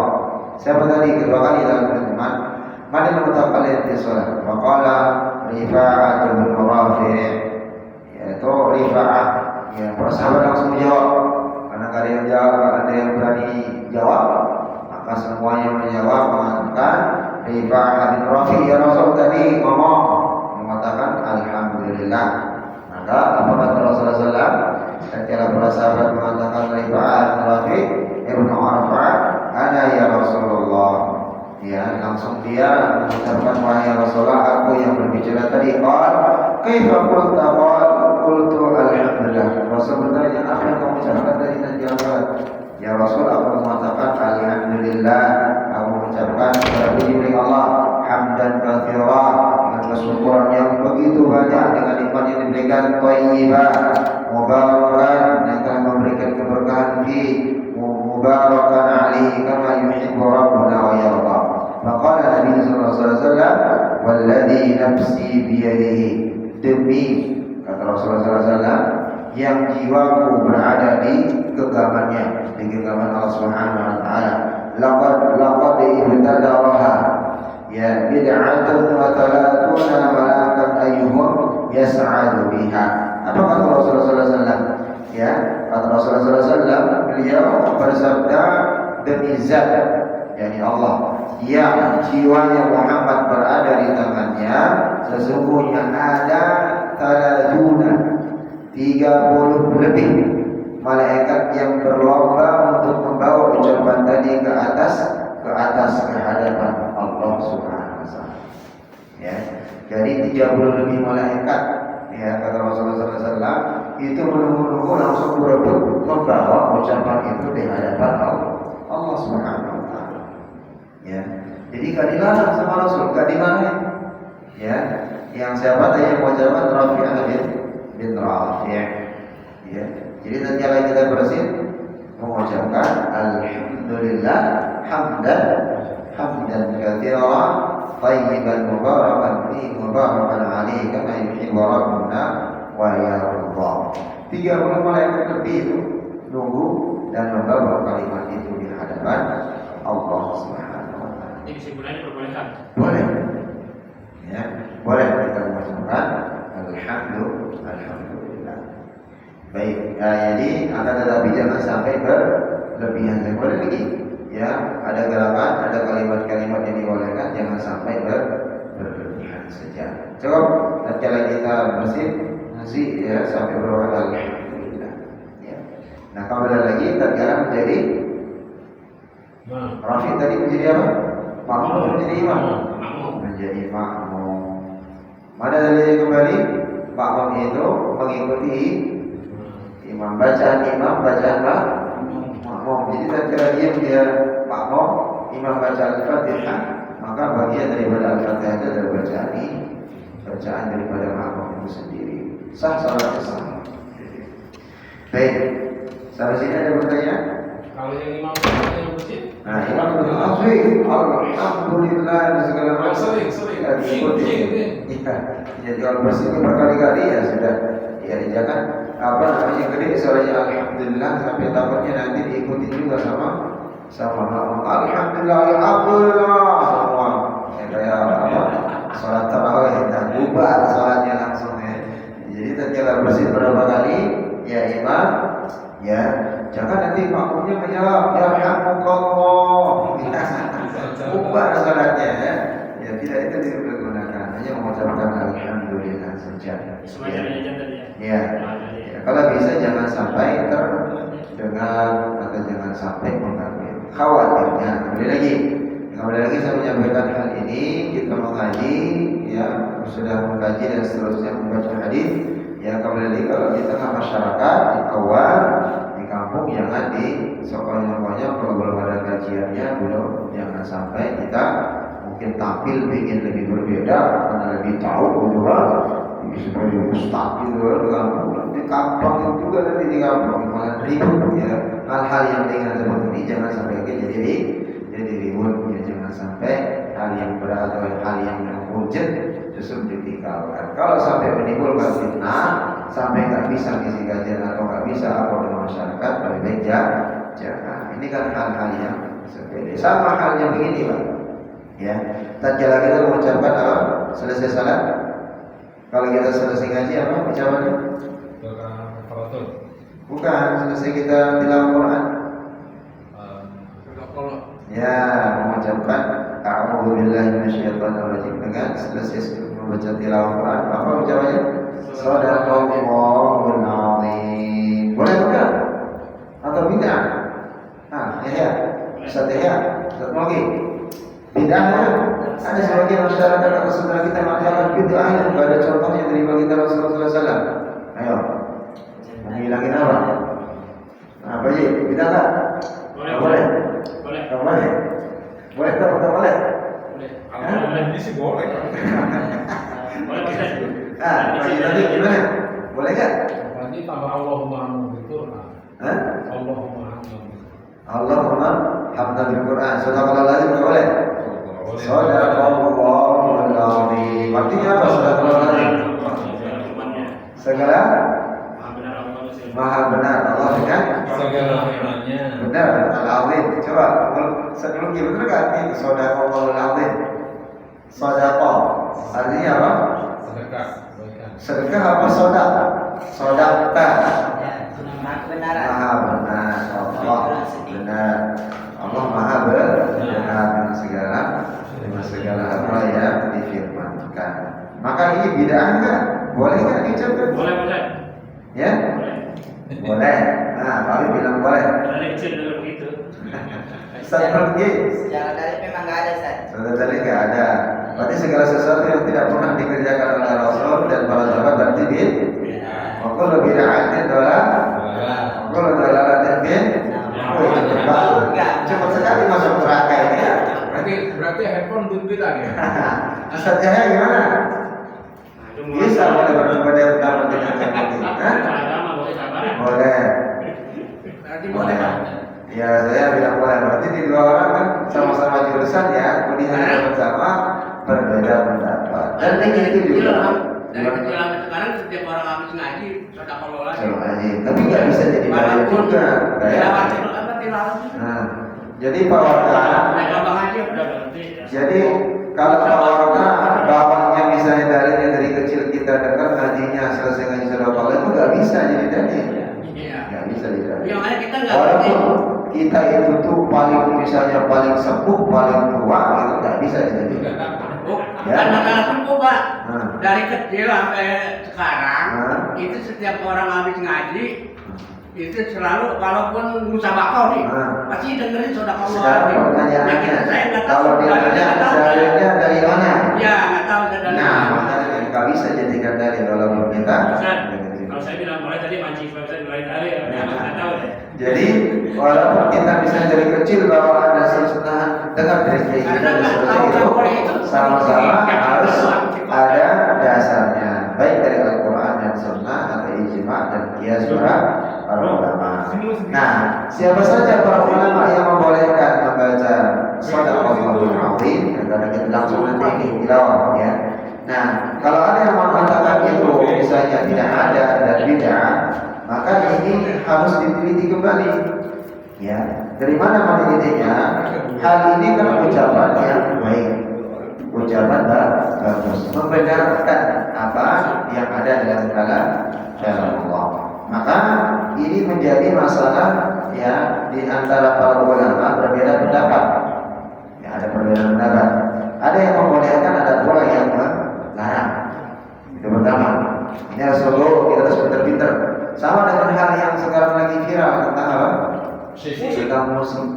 Ada ulama yang membolehkan, ada yang tidak membolehkan. Tapi tentang alatnya itu, ya itu sudah ada dalil yang terang. Tapi tentang syairnya, ya tentang apa namanya, tentang bait-baitnya dan seterusnya, selama itu mengajar kepada jihad, semangat ibadah dan tidak melalaikan, ya sebagian ulama itu membolehkan. Tapi kalau sudah memperlenakan sampai berbuat zina, maksiat dan mabuk-mabukan, maka hukumnya haram. Ya, dan ini perbedaan pendapat ulama dari zaman dulu, nggak perlu kita kelompok-kelompokan sampai mentakfirkan, sampai menyalahkan dan seterusnya, gitu ya. Ya bagi yang memegang mengatakan haram, maka jangan. Tapi jangan salahkan nanti. Artinya berarti pakai keter doang, pakai nada, keter aja semua. Gitu ya, sama dengan tatkala kita apa namanya tatkala tilawah Quran, kembali lagi tilawah Quran itu kan ada nagomnya, nagomnya pun ada, ya ada nadanya, kenaiknya ada turunnya dan seterusnya, sama dengan azan, ya itu ada nadanya. Tidak jarang juga orang yang ringtone-nya apa? Dasar waktu sholat ada azannya. Ya, nanti gak salah, tatkala dia misalnya ke kamar mandi ternyata lupa matiin di silent, ternyata waktu sholat datang ngantongin atau lebih terusnya azan di dalam kamar mandi. Ya, jadi itu bagian dari mabuk juga kita. Ya, jadi harus bisa dikondisikan. Ada perbedaan pendapat para ulama, ada yang membolehkan, ada yang melarang. Dengan demikian berarti kita telah jujur dalam ilmu dan permasalahan dalam amanah dalam menyampaikan. Jadi kita harus jujur nih. Oh, ada ulama yang membolehkan, ada juga yang melarang. Termasuk dalam membaca Shadaqallahul Azim ini.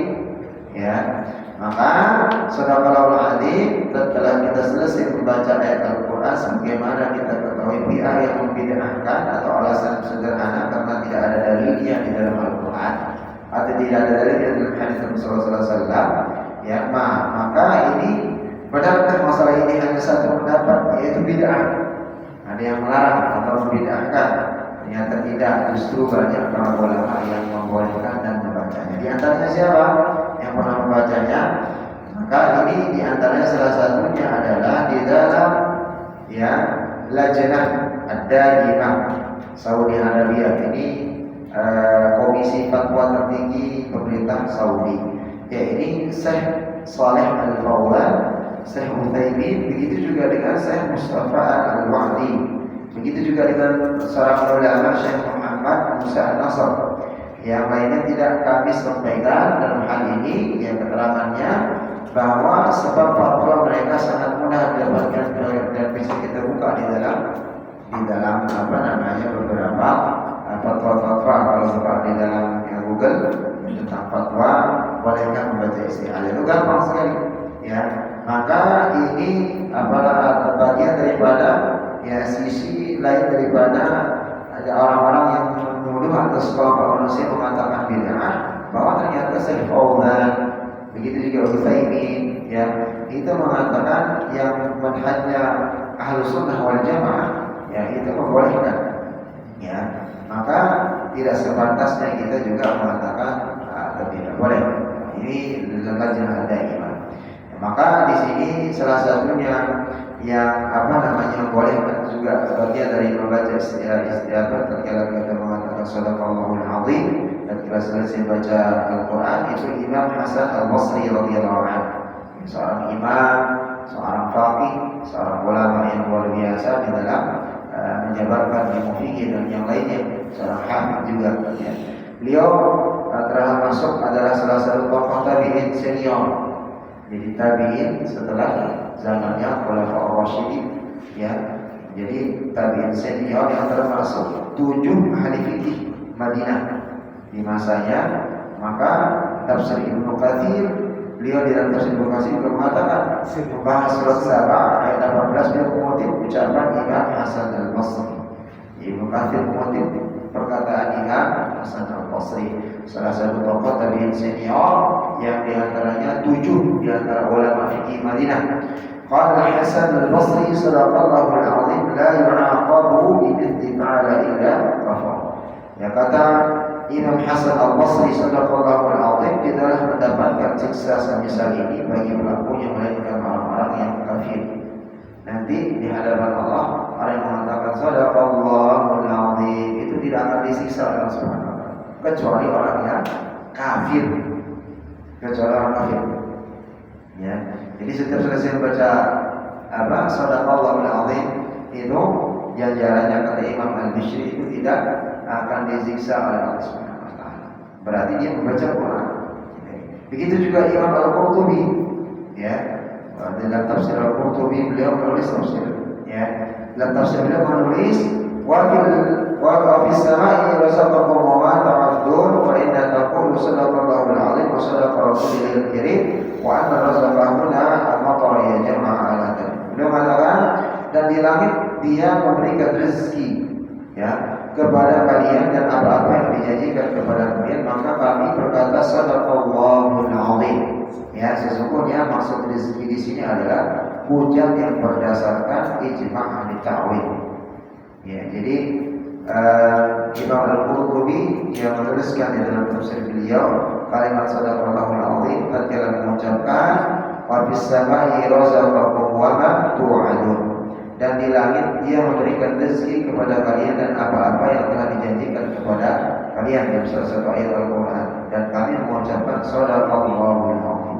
Maksudnya itu ayat itu ternyata rezeki yang diberikan itu diturunkan hujan oleh Allah Subhanahu wa taala. Begitu juga dengan Imam Ibnu Iraqi, seorang ulama dari Irak rahimahullah. Beliau ditanya begini, wasuila Ibnu Iraqi, aku bertanya kepada seorang Imam Iraqi an musalla ya, yakni orang yang sedang salat. Qala ba'da qira'ati imami sadaqallahul azim. Ibnu Iraqi ditanya tentang orang yang salat. Apa pertanyaannya setelah imam selesai membaca, orang itu membaca sadaqallahul azim? Apakah boleh baginya dan tidak membatalkan salatnya? Ini orang yang sedang salat. Imam membaca misalnya tatkala baca qul a'udzu bi rabbin nas malikin nas ilahin nas min syarril waswasil khannas alladzi yuwaswisu fi sudurin nas minal jinnati wan nas sadaqallahul azim. Apakah batal salatnya? Pembahasan kita juga tadi kalimat tatkala ini, maka beliau menjawab wala tabqalu salatahu fa'ajaba bi anna dzalika jaizun wala tubtalu bihi salat. Maka enggak batal salatnya. Justru apa kebalikannya? Ya, maka tidak dibatalkan salatnya. Dia menjawab hal itu boleh dan tidak membatalkan salat. Gitu ya. Jadi seperti itu sampai sadaqallahu. Jadi salah kaprah kalau ada orang mengatakan ya hukumnya bid'ah atau tidak. Ini imam-imam besar semua yang membaca. Ya. Salah satunya dari Imam Ibnu Iraqi, ya, begitu juga dari Hasan Al-Basri, Imam Al-Qurtubi, ya begitu juga dari Imam Asy-Syihabuddin Ar-Ramli rahimahullah. Dalam Nihyatul Muhtaj, beliau mengatakan, "Law qala sadaqallahul azim inda qira'ati syai'in min al-Qur'an qala ma yanbaghi an la yaqulu." Seandainya dia berkata sadaqallahul azim saat membaca bagian dari Al-Qur'an, atau selesai membaca Al-Qur'an berkata Ar-Rafi, maka hal itu tidak mengapa. Ya. Maka ini bagian daripada pendapat para ulama supaya bisa kita amalkan. Nah, sehingga sampai sholat tatkala selesai baca sholat sadaqallahul azim tidak maka sampai membatalkan. Tapi kembali lagi jangan sampai nanti menjadi fitnah, menjadi pertukaran dalam masyarakat. Terutama di sini bikin dipakai orang yang sholat, taat dan orang ngaji, imamnya selesai baca belakang sadaqallahul azim, maka jadi imam dari suaranya yang baca selesai sholat. Jangan sampai. Baik, ada yang ditanyakan? Selesai? Nyaman? Kita tahu kalau begitu. Kalau muatar, nanti itu Nah, Tutup bagian daripada kerjaan muak, tapi ada suaranya. Muak itu jangan bersuara. Kalau sudah bersuara sudah ditunggangi Masa sih? gitu ya. Tapi kalau sampai di muak beberapa kali udah bisa membatalkan sholat itu, gitu ya. Memang ada Tapi risiko. tetap ditutup, ya. Kenapa? Memang ada risiko perbuatan setan. Iya, bagian daripada itu bagian daripada di ketertawaan setan. Sama dengan orang tatkala dia hadis yang pernah kita membaca hadis yang kalau salah di majelis ini ya, tentang bagaimana tatkala syaitan itu hadis tentang syaitan itu menangis, iblis atau syaitan itu menangis tatkala anak Bani Adam ini ya pergi ke masjid. Ya, begitu juga tatkala dia azan langsung menunaikan kewajiban kepada Allah Subhanahu wa taala. Ya, maka tatkala azan itu terkecil mereka terkejut itu lari menjauhi daripada suara azan. Apa? Mukanya ada orang yang sholat tapi matanya baca dan melihat sekitarnya itu bukan masuk akal. Ya, kalau dia tidak ada uzur, tidak lulus syar'inya bisa membatalkan. Ya, tadi yang dibolehkan menengok kiri kanan itu karena apa? Ada uzurnya kan? Ya, ada misalnya ada kalau jepit, ada ular, ada orang yang mau misalnya mengintainya dari jauh dan seterusnya. Tapi kalau cuma nggak ada apa-apa begini aja, ada orang salat kira begini, hukumnya makruh, bisa dia membatalkan sholat. Nggak boleh melihat langit. Sunnahnya apa? Melihat tempat sujud. Ada ayat dalam Quran, ada sama dia. Nah, nanti kita bahas di kesempatan yang lain saya cerita. Ya, dari supaya lebih termasuk menggaruk itu. Nah, kalau menggaruk sampai berapa kali bisa gagal nih. Tapi kita kalau musuh boleh harus digaruk. Justru harus digaruk. Tapi jangan menggaruknya. Pulang-pulang. Nah, Lebih dari 3 kali. gitu ya. Tapi di mazhab Maliki dengan Imam Hanbal lebih haram berapa. Tapi di Syafi'iyah lebih dari 3 kali tanpa uzur maka itu yang membatalkan. Tapi kalau ada uzur Bapak, nah, begini, diam lagi, gini, nggak apa-apa. Ya, tapi jangan sampai berturut-turut 3 kali. Tapi kalau cuma kerjaannya begitu aja soal ngapain sih ngurusin gatal dikit orang ini lagi ini lagi itu gak ada kerjaan juga gitu. Yang nggak mesti harus lebay begitu banget. Nah, Digigit nyamuk. ya. Nyamuk. Digigit nyamuk, nggak ada orang yang digigit nyamuk sampai mati juga kan? Kecuali kalau ada sakit. Dia teman-teman digigit juga ya. Ya, paling nggak kalau warga sedang lamanya, nggak sampai seliter di sedang juga kan ada ya. Baik, baik ada lagi? Ah, ada apa lagi? Ini ada Boleh, Pak. ada beberapa kejadian. Ada beberapa saudara kita kalau sholat masbuk, kebetulan saya ada 2 orang masbuk nih. Dia masbuk. Nanti setelah selesai imam yang masbuk tadi salah satu mundur, Ustaz. Jadi saling dia berimam kepada yang satu lagi gimana? Ustaz? Ada dalil kan? Gimana tadi? Pada awalnya dia masuk bareng-bareng tuh ke imam. Oh, iya. Setelah selesai imam sholatnya dia yang salah satu mundur. Dia berbarengan masbuk, 2 sebelah kanan mundur Ya, jadi imam. jadi imam. Nah ini terkadang menjadi salah kampanye di tengah masyarakat. Ya Allah lebih sawab dalilnya dari mana dia Nasrani ini sama-sama menjadi makmum, tapi sama-sama tatkala imamnya salah, dia sama-sama masbuk, dia mundur satu langkah atau mundur ke belakang langsung bermakmum di maksudnya. Allah lebih sawab itu dalilnya itu saya belum ketemu ya, kecuali dia datang belakangan menempuh daripada pundak dari orang yang masbuk. Ada memang perbedaan pendapat ulama. Ya, ada yang mengatakan tidak boleh kita berimam kepada orang yang masbuk. Ya, tidak boleh menjadikan imam orang yang masbuk. Tapi ada ulama, sebagian ulama juga mengatakan boleh. Ya, dari mengikatnya itu karena kondisinya jangan sampai sholat yang tatkala berjamaah itu tadi pahalanya mendapatkan pahala derajatnya 27 disia-siakan. Ya, karena orang yang sholat sunnah saja bisa dianggap menjadi imam sholat sunnah. Nah, apalagi orang yang yang sholat fardu asababnya dia masbuk. Ya, asalkan tadi syaratnya jangan sampai merubah niatnya, tapi yang menjadi makmum itu niatnya adalah makmuman mereka. Gitu.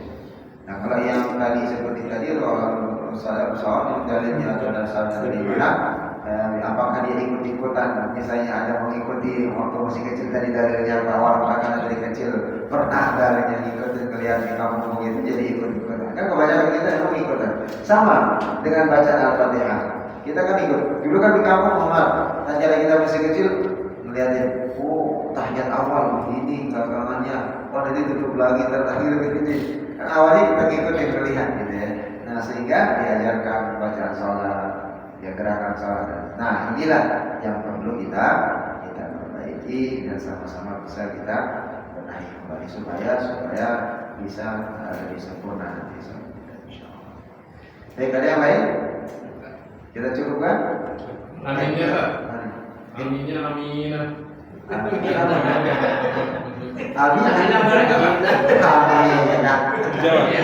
Boleh nggak Pak? Jawa Tengahnya ada. Nah, gitu. Tambah-tambahin di pasai-pasai. Oh. Aminah. Gitu ya. Kalau dia sengaja bisa membatalkan sholat. Pokoknya ada kalimat yang dikeluarkan di dalam sholat itu bukan karena rukhsah pada bagian dari ibadah sholat, bisa membatalkan sholat. Sama dengan gerakan juga aminah. Gitu. Atau ketika amin sengaja gitu, kan bisa semakan sholat itu.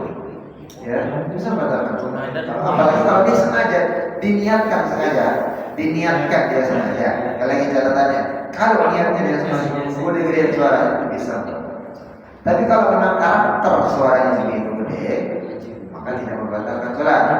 Tapi kalau disengaja bisa membatalkan. Jadi boleh amin apa? Kenapa? Boleh. Ya, kalau sengaja ya aminah. Enggak, maksudnya itu kan begitu waladhdallin amin. Nah, boleh nggak? Kalau Bapak memang begitu baca amin selesai, udah amin aja, jangan ditambah lagi. Berarti nggak boleh. Ya nggak bilang kan, ngapain? Tujuannya apa? Jangan Pak. Pertanyaannya tujuannya apa?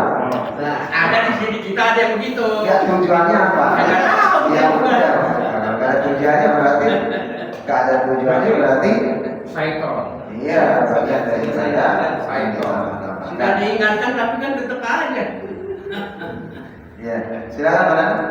Yang tadi Pak, yang apa namanya masbuk. Iya.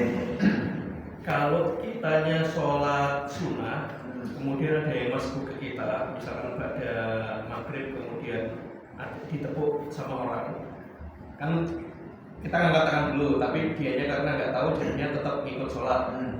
Itu kita suaranya didengarkan atau tetap karena sunnah kan biasanya sir kan? Yang benar yang mana? Jadi kalau sudah dibayar menjadi imam, kita harus menjaharkan bacaan. Dan itu hanya terdengar cukup 2 orang saja. Jangan membesarkan. Jadi membesarkan suara. Jadi tatkala dia 3 rakaat, kita tetap sholat sunnahnya 2 rakaat dengan menjaharkan bacaan. Sama pun begitu juga tatkala kita di rumah. tatkala kita di rumah misalnya sholat kita misalnya pernah kita membacakan dalil bahwa sholat sunnah di rumah itu lebih afdal daripada sholat sunnah di masjid ataupun di musola. Tujuannya kemarin pernah kita bahas supaya membiasakan di rumah terlihat, supaya hidup rumah dengan bacaan-bacaan, sholat dan seterusnya. Boleh kita menjalankan sholat kita tatkala dia bacaan malam, boleh. Sama halnya tatkala tahajud sendirian sholat tanpa ada makmum menjaharkan boleh. Tapi jangan terlalu besar suaranya sampai mengganggu tetangga yang lagi misalnya istirahat. Supaya tetangga saya bangun nih, tahu saya sholat tahajud langsung punya kebetulan ada speaker baru, pakai speaker baru. Nah, tatkala dia jahar malam maka dijaharkan. Tapi tatkala dia salat sir asar dengan zuhur maka tidak boleh dijaharkan. Ya, ini hanya cukup terdengar satu imam saja. Kan ada aturannya. Tatkala makmum kita 1-2 orang maka cukup dengan terdengar 1 orang. Tatkala dia jumlahnya lebih daripada 3 dan bentuknya di belakang kita maka harus mengeraskan suara. Sudah menarik. Oke, kita. Wah ini kayaknya harus makan malam ini. Karena pengalaman Ustaz di kos-kosan nih. Jadi dulu kita masih pada ngekos. Waktu belum nikah ya? Iya betul. Jadi ada bapak-bapak. Ada bapak-bapak setiap sholat, tapi di sholat munfarid itu bacanya dijaharin. Atau maksudnya apa gitu? Apakah mengingatkan kita yang di kos-kosan ataukah emang ada dalilnya gitu? Boleh atau enggak ya? Betul. Ya. Kalau salah sunnah itu ya kayak gitu di waktu jahar maghrib dengan isya dengan subuh itu memang tidak ada dalil yang dikerjakan. Tidak ada dalil yang dikerjakan. Kecuali tatkala kita sholat tahajud dengan tujuan untuk menambah khusyuk dalam sholat. Yang khusyuk dalam sholat. Tatkala sholat sunnah yang mendampingi daripada sholat rawatib itu tidak harus tidak harus dibersihkan dijaharkan. Karena kondisinya begini sama nanti. Tatkala kita sholat misalnya ke masjid, ya sunnah semua dijaharkan.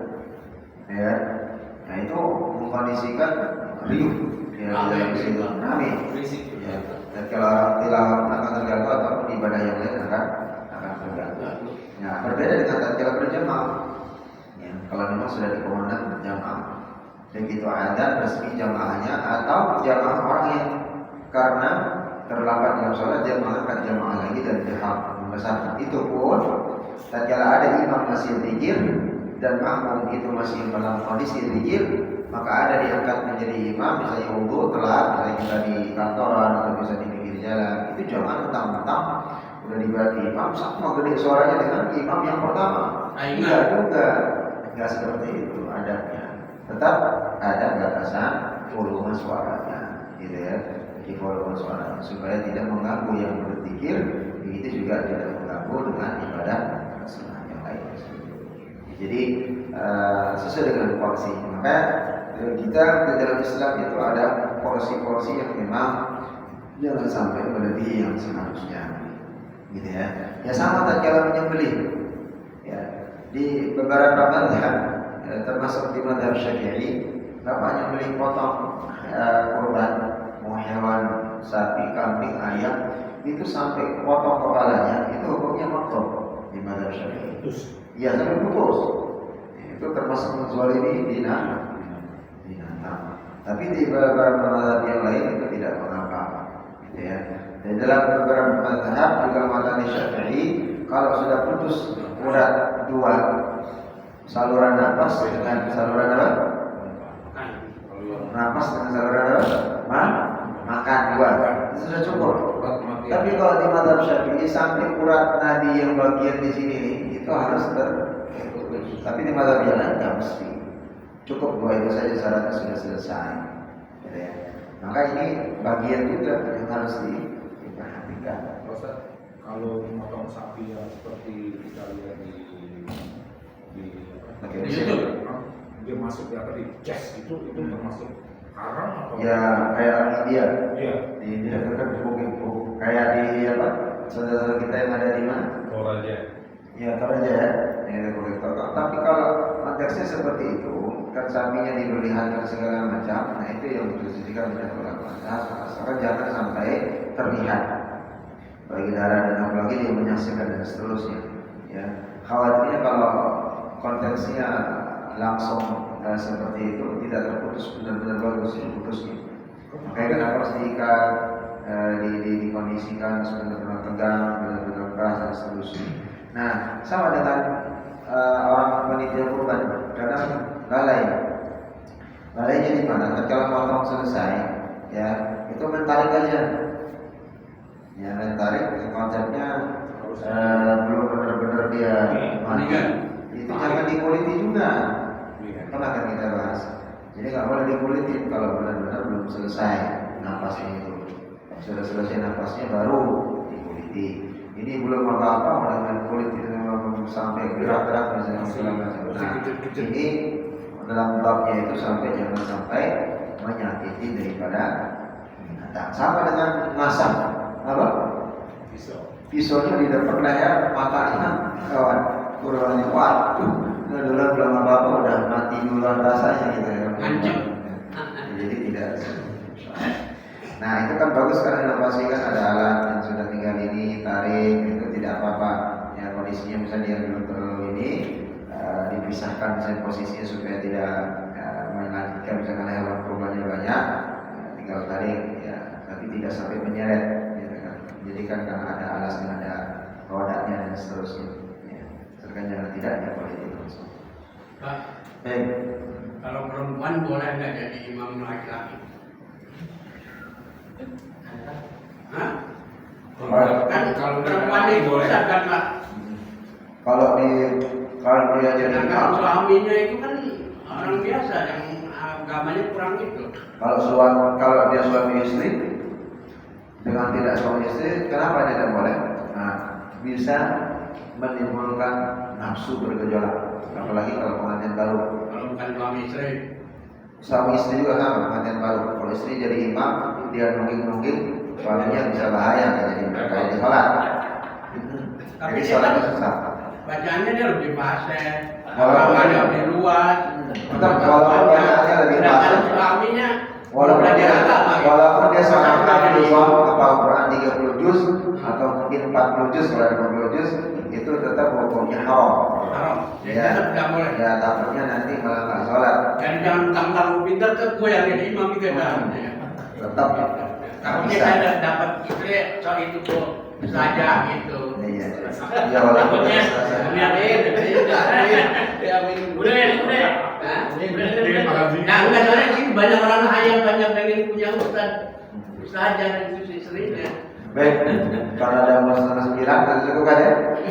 Udah ya. Semalam Saya Ustaz ya. Dan cukupkan dan sama-sama mencari alhamdulillah. Berdoa kepada Allah Subhanahu wa taala. Allahumma shalli ala Muhammad wa ala ali Muhammad kama shallaita ala Ibrahim wa ala ali Ibrahim fil alamin innaka Hamidum Majid. Allahumma ighfir lana dhunubana wa dhunub walidina warhamhum kama rabbawna shighara. Allahumma ighfir lil muslimina wal muslimat wal mu'minina wal mu'minat wal ahya'i minhum wal amwat wa ya qadiyal hajat. اللهم تقبل فيما علمتنا هذا اليوم هذا الليل. اللهم تقبل دعاءنا يا ارحم الراحمين. اللهم يا حي يا قيوم برحمتك نستغيث. اللهم رب الناس اذهب البأس اشفنا وانت الشافي لا شفاء الا شفاء لا يغادر سقما. يا حي يا قيوم برحمتك نستغيث. اللهم تقبل صلاتنا وصيامنا وقيامنا وركوعنا وسجودنا وتضرعنا يا ذا الجلال والإكرام. اللهم اجعلنا وأولادنا من أهل القرآن. اللهم اجعلنا وأولادنا وأولادنا من أهل القرآن يا أرحم الراحمين. اللهم اجعل القرآن نورا في قلوبنا.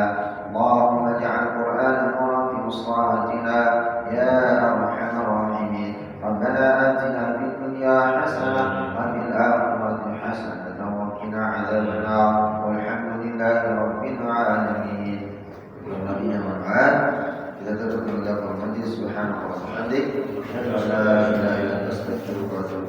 Assalamualaikum warahmatullahi